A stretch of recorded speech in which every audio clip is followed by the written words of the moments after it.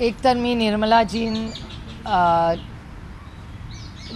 शुभेच्छा देते की अनेक वर्ष सातत्याने त्या बजेट करतायत. अर्थातच त्या बजेटमध्ये दोन चार चांगल्या गोष्टी आहेत, पण ज्या चांगल्या गोष्टी आहेत त्या काँग्रेसच्या आणि इंडिया अलायन्सच्या मॅनिफेस्टोमधल्या आहेत. हा गमतीचा भाग आहे. म्हणजे भारतीय जनता पक्षाचा मॅनिफेस्टो तुम्ही काढला आणि इंडिया अलायन्स आणि काँग्रेसने केलेला मॅनिफेस्टो, यातलं सगळ्यात मोठं उदाहरण म्हणजे एंजल टॅक्स. एंजल टॅक्सबद्दल ते काही बोलले नव्हते, पण काँग्रेस बोलली होती.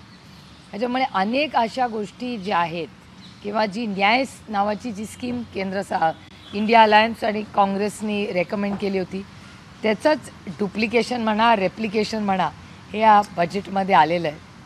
आणि ह्या सगळ्या बजेटमध्ये अनेक गोष्टी झालेल्या ज्याच्यावर मी सविस्तर उद्या हाऊसमध्ये बोलणारच आहे. पण सगळ्यात गमतीची भाग आहे की कुठल्या राज्याला दिलं, कारण का हे देशाचं बजेट आहे, कुठल्या राज्याचं बजेट नाही आहे. त्यामुळे देशाच्या बजेटकडून आमच्या अपेक्षा होत्या की प्रत्येक राज्याला समान अधिकार हा मिळाला पाहिजे. त्यामुळे आंध्र प्रदेश आणि बिहारला देण्याचं अजिबात दुःख नाही, तर त्यांचा प्रत्येक राज्याचा अधिकार आहे. पण महाराष्ट्रावर अन्याय काय, म्हणजे गमतीने खरं तर मला असं विचार आला की लाडकी बिहार, लाडकी आंध्र प्रदेश, फक्त परका महाराष्ट्र का, हा मला प्रश्न विचारायचा आहे या सरकार. आज महाराष्ट्राबद्दल या बजेटमध्ये अजूनही नेत्यांना उमगत नाही आहे. काय झालंय, भाजपच्या शिवसेनेच्या नेत्यांना प्रतिक्रिया विचारलं तर ते अजूनही अभ्यास करतात. काय नक्की झालं, अजून रेल्वेची तर प्रेस नोट पण नाही. नाही, जे त्यांनी वाचलं, म्हणजे आम्ही लक्ष देऊन कान देऊन सगळ्या नोट्स करत होत्या, त्यामुळे माझं उद्याचं भाषण पण तयार आहे त्यांचं हे ऐकलं. त्याच्यामुळे अजून अभ्यास इमिजिएटली जो आम्ही आत्ता जे बोलतो आहे ते साधारणपणे जे मोठा ऐकण्याला, म्हणजे आंध्र प्रदेश आणि बिहार या दोघांनाही जे काय दिलं त्याचं अजिबात दुःख नाही, त्याचं स्वागतच खरं. पण हे देशाचं बजेट आहे, दोन राज्यांचं बजेट नाही. म्हणजे खुर्ची वाचवण्यासाठी आणि सत्ता टिकवण्यासाठी किती गोष्टी आहेत. म्हणजे मी तुम्हाला एक उदाहरण देते आंध्र प्रदेशचं. आता ज्या नायडूजींनी ह्याच गोष्टी 14मध्ये मागितल्या होत्या, तेव्हा या सरकारने दिल्या नाही, त्या बरोबर आत्ता दिल्या त्यांनी. म्हणजे ह्याच गोष्टी ते 8-10 वर्ष टू लिटल टू लेट. म्हणजे जेव्हा ह्याचं क्रेडिट खरं तर जे आंध्र प्रदेश आणि बिहारला मिळालं ना, ह्याचं क्रेडिट ह्या भारताच्या मायबाप जनतेला जातं. मायबाप जनतेनी किती वर्ष, जेव्हा 300 होते तेव्हा हीच चंद्राबाबूंची मागणी होती. तेव्हा भारतीय जनता पक्षाला वाटलं नाही की आंध्र प्रदेशची मदत करावी, बिहारची मदत करावी. जेव्हा 300वरनं 240वर आले तेव्हा त्यांना ही राज्य दिसायला लागली आणि प्रश्न समजायला लागले. थोडक्यात असं म्हणायचं की मोदी सरकार आता चुकायला लागलंय किंवा मित्र पक्षांच्या सलगी करायला लागली. या अगोदर ना झुकेगा असं टाईपचं त्यांचं वर्तन असायचं. एकतर आधी ते मोदी सरकार होतं, आता ते NDA सरकार झालेलं आहे. पण त्या NDAमध्ये बरेच मित्रपक्ष आहेत. आता महाराष्ट्रातले पण 2 गट आहेत ना, तिथे 2 आहेत ना, त्यांनाही आपण विचारलं पाहिजे. माझी भेट नाही झाली दुर्दैवानी त्यांच्या खासदारांची. मलाही प्रश्न पडला आहे की 2 राज्यांना मित्रपक्षात तुम्ही नाव देता, मग महाराष्ट्राने असं काय केलं की महाराष्ट्रातल्या दोन्ही मित्रपक्षांना काहीच त्यांच्या पदरात पडलं नाही. म्हणजे महाराष्ट्राच्या पदरात काहीच पडलं नाही. महाराष्ट्राच्या विधानसभा निवडणुकीत पराभव होईल हे समोर दिसत असल्यामुळेच निधी दिलेला नाही का? मग महाराष्ट्राच्या वाटेला काही दिलं नाही ह्याचा हे बघा, हे देशाचं बजेट आहे. मला ते खरंच खूप हलक्याने पण घ्यायचं नाही, कारण काय देशाचं बजेट आहे. भारत सरकार म्हणजे मोठा भाऊ आहे प्रत्येक राज्याचा. आणि फक्त महाराष्ट्र कशाला, अनेक राज्य आहेत ज्यांना काहीच नाही. ही 2 सोडून, म्हणजे आता जे त्यांनी लुक ईस्ट म्हणून जे बनवलेलं आहे त्याच्यात पण क्वांटिफाय काय केलं आहे, बेंगॉलबद्दल काय बोलले आहेत, झारखंडबद्दल काय बोललेत, हे प्रश्न आहेतच ना. त्यामुळे नुसतं असं म्हणून चालणार नाही. म्हणजे मी पुन्हा सांगते, आपली लाडकी बिहार, आपलं लाडकं आंध्र प्रदेश, महाराष्ट्र फक्त परका आणि बाकी राज्य परके.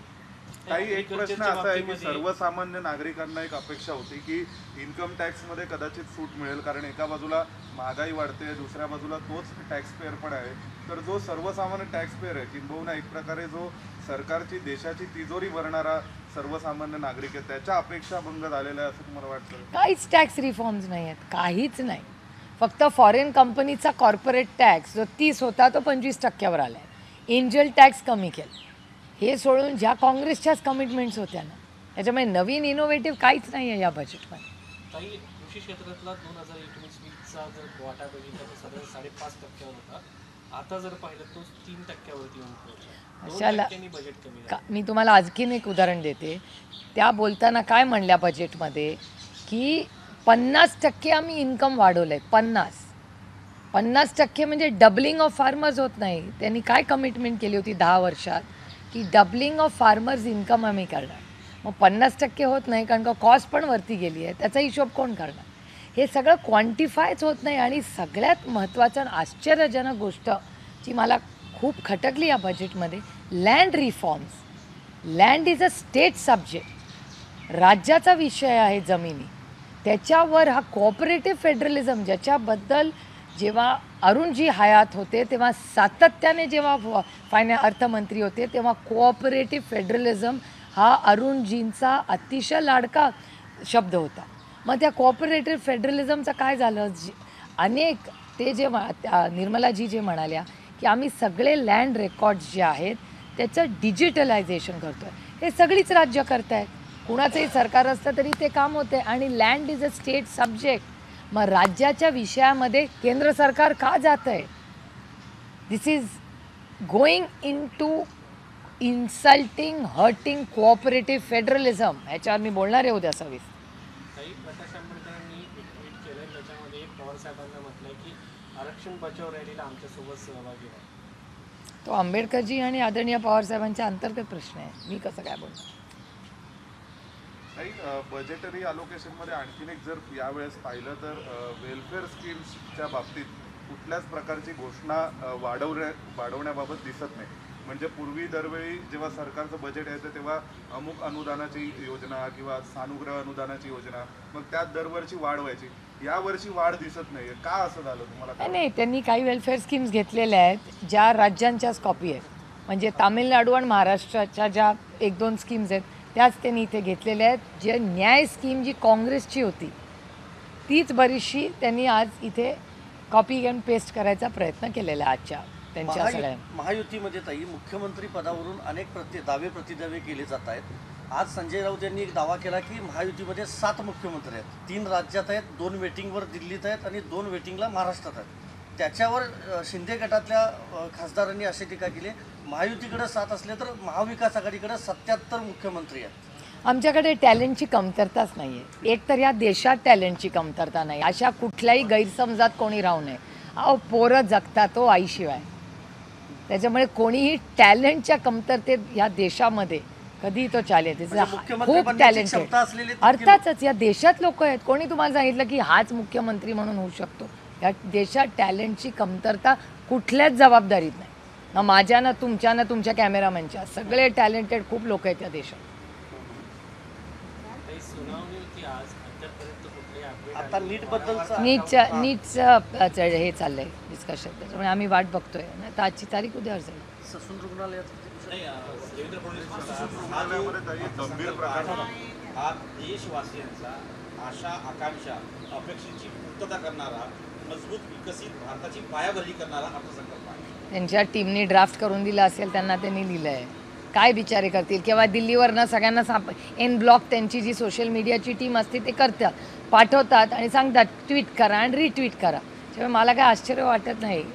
एका लोकशाहीमध्ये त्यांना पण त्यांच्या पक्षाची बाजू घ्यायलाच पाहिजे ना. ते थोडी म्हणणार आहेत की आंध्राला आणि बिहारला जास्त दिलं आणि आपल्याला कमी दिलं. कसं बोलणार हो? त्याच्यात देवेंद्रजींची काय चूक? ससूनमधला एक भोंगळ कारभार समोर आला आहे. आणखीन एक म्हणलं पाहिजे. तिथले डॉक्टर जे आहेत ते बेवारस रुग्णांच्यावर उपचार करून रात्रीच्या वेळा त्यांना निर्जनस्थळी सोडून येत असल्याचा एक व्हिडिओ समोर आलेला आहे.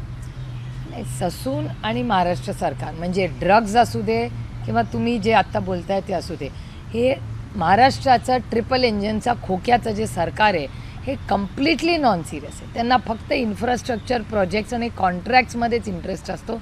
सर्वसामान्य मायबाप जनतेची सेवा करण्यासाठी त्यांना अजिबात वेळ नाही किंवा त्याच्यात इंटरेस्ट पण नाही. आणि तुम्हाला माहिती आहे म्हणजे आजकाल जे राज्यात होत नाही ते आमच्या पुणे जिल्ह्यात होतं. अखंड म्हणजे मला इतक्या वेदना होतात की ज्या भागातून आम्ही ज्या आपल्या महाराष्ट्राला एक आदर्श राज्य म्हणून देश बघतो, त्याच्यात पुणं म्हणजे शिक्षणाचं माहेरघर. सगळ्यात जास्त क्राईम पुण्यामध्ये, ॲक्सिडेंट्स पुण्यामध्ये, ससूनच्या सगळे घोटाळे पुण्यामध्ये, सगळं पुण्यातच कसं काय होतं आहे. हे दुर्दैव आहे की पुण्याचं इतकं चांगलं नाव एक सुसंस्कृत शहर म्हणून त्याच्या पूर्ण गेल्या काही महिन्यांमध्ये अतिशय वाईट घटना घडत आहेत पुण्यामध्ये. तानाजी सावंतचा एक आणखी एक घोटाळा समोर आला आहे ज्या ठिकाणी सरकारी सुरक्षा रक्षक होते त्या ठिकाणी स्वतःचे खाजगी कॉन्ट्रॅक्टर भरले, त्याच्यामध्ये काही शेकडो कोटींचा घोटाळा आहे. या अगोदर धरण खेकड्यांनी फोडलं असं सांगितलं होतं, आता हा नवीन घोटाळा. मला काय आश्चर्य वाटत नाही हो. हे म्हणजे मी सगळ्या डॉक्टरांची हात जोडून माफी मागून हे म्हणते की हे MBBS सरकार, MBBS आहे हे सरकार. म्हणजे तर MBBS म्हणजे काय? महागाई, बेरोजगारी, भ्रष्टाचारी सरकार. हे MBBS आहे आणि मी डॉक्टरांची माफी मागून हे म्हणते. चला, थँक्यू. हिंदी में बताइए एक रिएक्शन आपका बजट को लेकर. हमने देखा कहीं पे भी किसानों को लेकर या एक कॉमन मैन के लिए कहीं पे कोई बड़ा ऐसा सिनेरियो दिखा नहीं है, और सिर्फ जो बजट में दिखाई दिया वो है बिहार और आंध्र प्रदेश. आप किस तरह से इस बजट को देखते हैं? फर्स्ट रिएक्शन आपके सवाल में ही मेरा जवाब है. आप देख रहे हैं कि ये देश का बजट है, हर राज्य को न्याय मिलना चाहिए. आंध्र और बिहार को जो मिल रहा है हमको आनंद है, उनको भी मिले, कोई दिक्कत नहीं उसमें. लेकिन कितना स्ट्रेटेजिक है, कितना पॉलिटिकल है ये, इस बारे में सबके, पहले किसान हो, महिला हो, ये पूरा जो बजट है जो आंध्र को ये दे सकते थे 10 साल पहले. आपको याद होगा चंद्राबाबू जी यही तो मांग 10 साल कर रहे थे, लेकिन तब बीजेपी का नंबर क्या था. तो जब 303 थे तो चंद्राबाबू के लिए कुछ नहीं किया है सरकार में, ना जगन मोहन रेड्डी के लिए की. ये मांग क्या कर रहे थे? चंद्राबाबू जी जो मांग कर रहे थे वही तो जगन मोहन रेड्डी मांग रहे थे. तो ये जो बिहार को और आंध्र प्रदेश को मिला है उसका क्रेडिट इस देश की जनता को जाता है. इस देश सारी जनता ने जो वोटिंग किया और 303 से 240 पे आके रखा, उसमें भी 40-50 सीट ज़रा ऐसी है और वो थोड़ी क्वेश्चन मार्क में भी है. तो इसका पूरा जो आज विकास का निधि जो आंध्र और बिहार को आया है वो पूरा क्रेडिट इस देश की इस जनता को जाता है. चला, थँक्यू. ABP माझा, उघडा डोळे बघा नीट.